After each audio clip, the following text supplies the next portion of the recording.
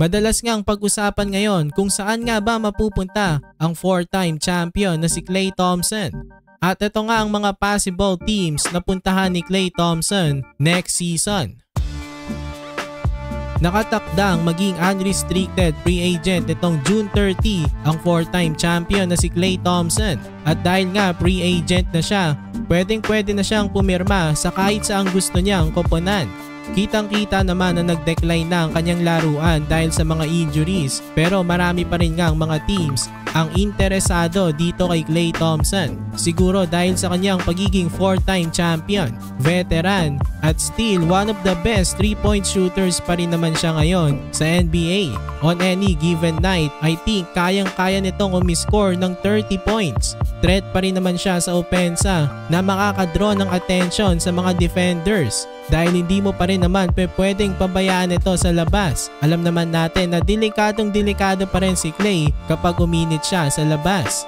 Sa opensa, maaasahan pa rin talaga siya. Pero pagdating sa depensa, hindi na masyado. Dahil hindi na siya kagaya ng dati na two-way player. Pero marami pa rin ngang mga teams kakailanganin ng kanyang 3-point shooting. Ito nga ang mga teams na narurumor na posibleng next team ni Klay Thompson next season. Ang Dallas Mavericks, kakapasok lang nito sa finals at next season plano nilang palakasin pa ang kanilang lineup. Interesado nga sila dito kay Klay Thompson. Kapag napasa kanila nga itong si Klay, mas lalong magiging delikado ang Mavs sa labas. Makakapag-provide ng elite 3-point shooting itong si Klay off the bench. Posible na kapalitan ni Kyrie Irving o pwede rin nilang maging starter ito as a small forward. Ang Orlando Magic rin, matagal nang narurumor na dito daw maglalaro si Klay Thompson next season. Meron na nga daw mutual interest itong si Klay at ang Magic. Kailangan ng Magic ng isang elite na 3-point shooter na gaya ni Klay.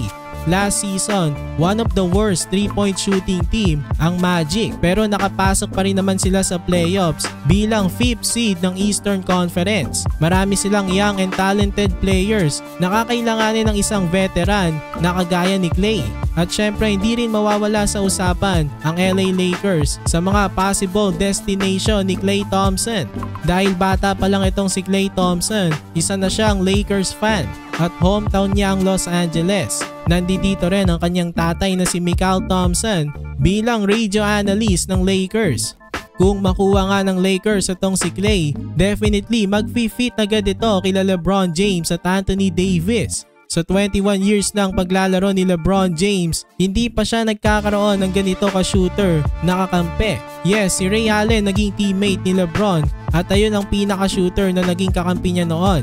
Pero ibang level itong si Klay Thompson at pinaniniwalaan ito bilang second greatest shooter sa history ng NBA. Napaka-interesting nga rin makita maging magkakampi itong si Klay Thompson at LeBron James. Matagal na nga silang magkalaban at kung ano nga ang kinaganda ng kanilang rivalry, ganun din siguro ang ikakaganda pag naging mag-teammate na sila. Ayan nga ang mga koponan na narurumor na possible maging next team ni Klay Thompson. Pero kahit na nagbigay na ng mga signs na aalis na itong si Klay sa Golden State, possible pa rin naman na maging Warrior siya next season dahil may rumor na gusto pa rin naman siyang i-keep ng Golden State.